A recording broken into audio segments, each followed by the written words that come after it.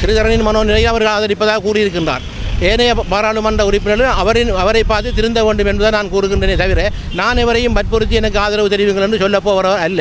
அவர்கள் உணர்ந்து வாக்களிப்பார்கள் என்ற நம்பிக்கை எங்களுக்கு இருக்கின்றது. ஆனால் இலங்கை தமிழரசு கட்சியை பொறுத்த மட்டில் பெரும்பாலானவர்கள் இந்த பொதுக்கட்டமைப்பு இந்த கொள்கையிலே உடன்பாடாக இருக்கின்றார்கள். நிச்சயமாக அவர்கள் வாக்களிப்பார்கள். மேக்ஸ் கிளீனை தரும் 3 கட்டிகளுடனான விம் மேக்ஸ் கட்டி ₹30 மேக்ஸ் சேமிப்புடன். நமக்காக நாம் என்கின்ற அந்த கோஷத்தை முன்வைத்து நாங்கள் இப்பொழுது 2வது நாளாக இந்த பிரச்சார பணியை முன்னெடுத்து வருகின்றோம். உண்மையிலே நான் பார்க்கின்ற போது மிகவும் மகிழ்ச்சியாக இருக்கின்றது. எங்கள் யாழ் மாவட்டத்தில் இருக்கக்கூடிய மக்கள் பூரண ஆதரவு தருகின்றார்கள். அவர்கள் வர்த்தகர்களாக இருக்கலாம், சாதாரண மக்களாக இருக்கலாம், புத்திஜீவிகளாக இருக்கலாம், பல்கலைக்கழக மாணவர்களாக இருக்கலாம். எல்லோரும் இணைந்து இதனை நிச்சயமாக நீங்கள் இதில் போட்டியிடுவதையிட்டு நாங்கள் மகிழ்ச்சி அடைகின்றோம் என்ற செய்தியை கூறுகின்றார்கள். உண்மையில் எனக்காக வாக்களிக்க வேண்டாம், நமக்காக நாம் வாக்களிக்க வேண்டும் என்ற பிரச்சாரத்தை தான் நாங்கள் எடுக்கின்றோம். நான் வெறும் அடையாளம் மாத்திரம்தான். இது ஒரு தமிழ் இனத்துக்கான தேர்தல் என்ற அந்த விடயத்தை மாத்திரம் நீங்கள் எல்லோருமே முதன்மைப்படுத்த வேண்டும். உண்மையில் அவ்வாறு நாங்கள் செய்வோமாக இருந்தால் கடந்த காலங்களிலே நாங்கள் பட்ட அவலங்கள், துன்பங்கள், இன்னல்கள் எதற்குமே ஒரு பரிகாரம் இல்லாமல், ஒரு அரசியல் தீர்வு இல்லாமல், மேலும் மேலும் ஜனாதிபதிகளினாலும் பிரதமர்களினாலும் ஆட்சியாளர்களினாலும் நாங்கள் ஏமாற்றப்பட்ட ஒரு இனமாக இருந்து கொண்டிருக்கின்றோம்.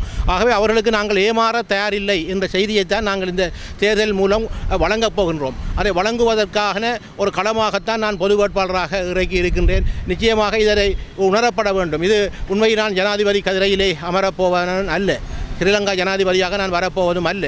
ஆனால் ஸ்ரீலங்கா ஜனாதிபதியாக வருவதற்கு ஒரு செய்தி சொல்லப் போகின்றோம். 9வது ஜனாதிபதியாக யார் வருகின்றாரோ அவருக்கும் இதை ஒரு பாடமாக இருக்கப் போகின்றது. என்னவென்றால், நாங்கள் எங்கள் பரம்பரை கடந்த காலங்களில் பல தவறுகளை விட்டிருக்கின்றோம். அந்த தவறுகளின் அடிப்படையில் தான் அவர்கள் தமிழ் பொது வேட்பாளரை இறக்கி இருந்தார்கள். ஆனால் இனிமேல் அவ்வாறான ஒரு நிலைக்கு நாங்கள் செல்ல முடியாது. அவர்களுக்கான தீர்வை வழங்க வேண்டும் என்ற செய்தியும் இதில் இருக்கின்றது. அது சர்வதேசத்துக்கும் உணர்த்தப்படும், இலங்கை அரசாங்கத்துக்கும் உணர்த்தப்படும், அண்மையில் இருக்கக்கூடிய எங்கள் பாரத தேசத்துக்கும் உணர்த்தப்படும். ஆகவே இந்த எல்லா நாடுகளும் சேர்ந்து தான் எங்கள் முள்ளிவாய்க்காலிலே இனப்படுகொலைக்காக உதவியவர்கள். ஆனால் இனப்படுகொலைக்காக உதவினாலும் கூட இன நல்லிணக்கத்துக்காக அல்லது ஒரு அரசியல் தீர்வு வழங்க வேண்டும் என்ற மனோநிலை எந்த நாட்டுக்கும் இதுவரையிலே வரவில்லை.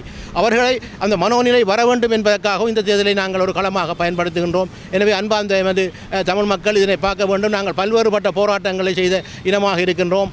பல்வேறுபட்ட எழுச்சிகளை நாங்கள் காட்டியிருக்கின்றோம். பொங்கு தமிழை செய்திருக்கின்றோம், எழுக தமிழை செய்திருக்கின்றோம், பொத்திவில் தொடக்கம் பொலிகண்டி வரை பேரணியை செய்திருக்கின்றோம். அதுபோன்றுதான் செப்டம்பர் 21 ஒரு போராட்ட வடிவமாக, ஜனநாயக ரீதியான ஒரு போராட்டமாக உங்கள் கையில் உங்களுக்கு தருகின்ற ஒரு வாக்குச்சீட்டில் நீங்கள் ஒரு புள்ளடி போட்டுவிட்டு திரும்பி வருவதுதான் உங்கள் போராட்டத்தில் நீங்கள் காட்டுகின்ற விடயம். ஆகவே நீங்கள் செலவழிக்கின்ற நேரம் ஏறக்குறைய 1 மணித்தியாலம் அல்லது அரை மணித்தியாலம் மாத்திரம்தான். அந்த செய்தி என்பது, நீங்கள் போடுகின்ற புள்ளடி என்பது ஒரு பெரிய ஒரு சக்தியாக, தமிழ் மக்களுக்கு ஒரு எழுச்சியாக, தமிழ் மக்களுக்கு ஒரு தீர்வாக வரும் என்பது ஒரு விடயம். இரண்டாவதாக, இந்த 2009 மே 18க்கு பிறகு சிதறி இருக்கின்ற தமிழ் தேசிய கட்சிகளை ஒன்றிணைந்து ஒரு குடையின் கீழ் கொண்டு வந்து ஒரு கூட்டாக செயல்படுவதற்கும் ஒரு வாய்ப்பாக இது இருக்கும் என்பதை நாங்கள் கருத்தில் எடுத்திருக்கின்றோம்.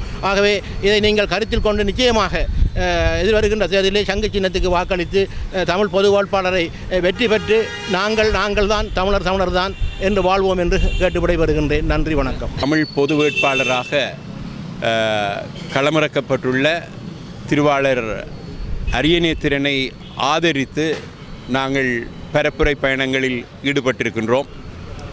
பொலிகண்டியில் இருந்து பொத்துவில் வரைக்கும் திட்டமிடப்பட்டுள்ள இந்த பரப்புரை பயணத்தில் நாங்கள் ஆங்காங்கே சிறு கூட்டங்களையும் பாரிய கூட்டங்களையும் ஏற்பாடு செய்து வருகின்றோம். அவ்வப்போது இந்த பிரதான வீதிகளிலும் கிராமங்களிலும் இருக்கக்கூடிய மக்களை சந்திப்பதற்கான நடைப்பயணங்களையும் வேட்பாளருடன் சேர்ந்து நாங்கள் மேற்கொண்டு வருகின்றோம். நமக்கு நாம் தான் துணை என்கின்ற அடிப்படையில், நமக்கான பிரச்சாரம் நாம் தான் என்கின்ற அடிப்படையிலும் நாங்கள் நமக்கு நாமே என்று சொல்லி பெயரிட்ட இந்த பரப்புரை பயணத்தை மேற்கொண்டு வருகின்றோம். உண்மையில் யுத்தத்திற்கு பிறகு நாங்கள் ஜனாதிபதி தேர்தல்களில் எங்களுடைய பொன்னான வாக்குகளை மண்ணாக்கி விட்டோம், தவறளித்திருக்கின்றோம்.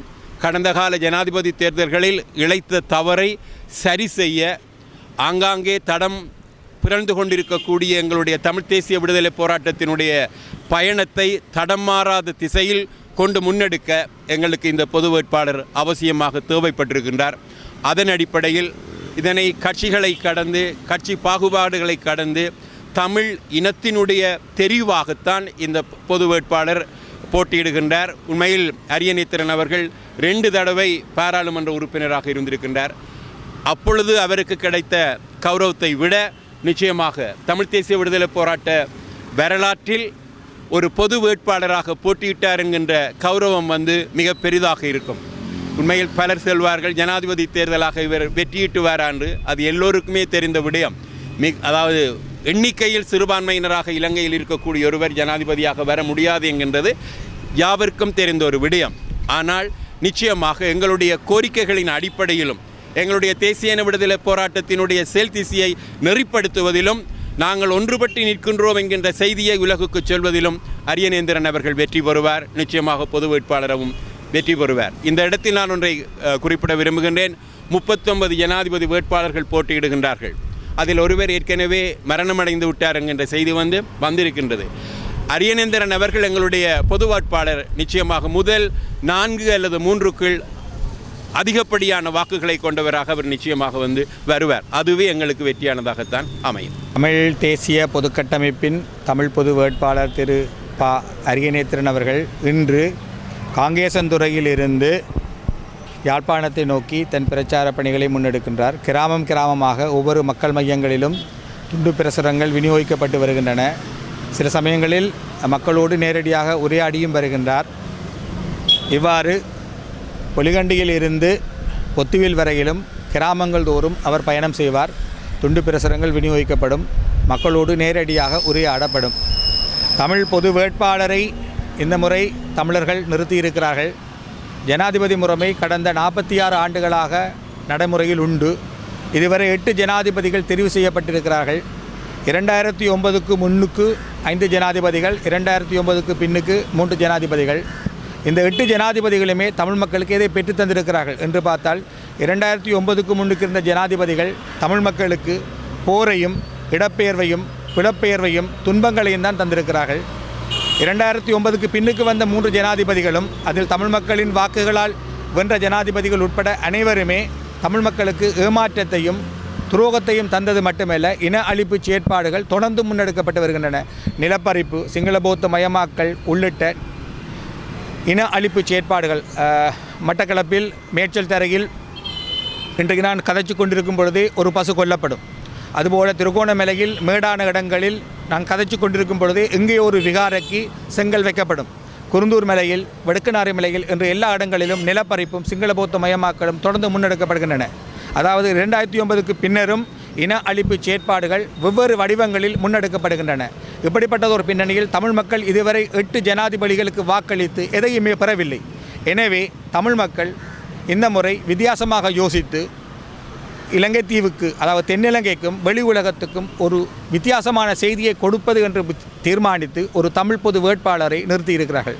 கடந்த 8 ஜனாதிபதி தேர்தல்களின் போதும் நாங்கள் அரசாங்கம் உருவாக்கி தந்த தேர்தல் வெளிக்கு பதில் வினையாற்றினோம்.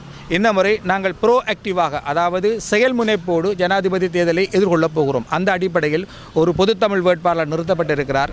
பொதுத்தமிழ் வேட்பாளர் எனப்படுகிறவர் தமிழ் பொது நிலைப்பாட்டின் அடையாளம். தமிழ் பொது நிலைப்பாடு என்பது தமிழ் ஐக்கியம். தமிழ் ஐக்கியத்தை பொறுத்தவரை கடந்த 15 ஆண்டுகளிலும் நம்பிக்கையூட்டும் ஒரு தொடக்கம் இது. இந்த தொடக்கத்தை தொடர்ந்தும் பலப்படுத்தி கொண்டு போவதன் மூலம் தமிழ் அரசியலில் புதிய மாற்றங்களை ஏற்படுத்தலாம் என்று தமிழ் மக்கள் பொது கட்டமைப்பும் தமிழ் மக்கள் பொதுச்சபையும் திட்டவட்டமாக நம்புகின்றன.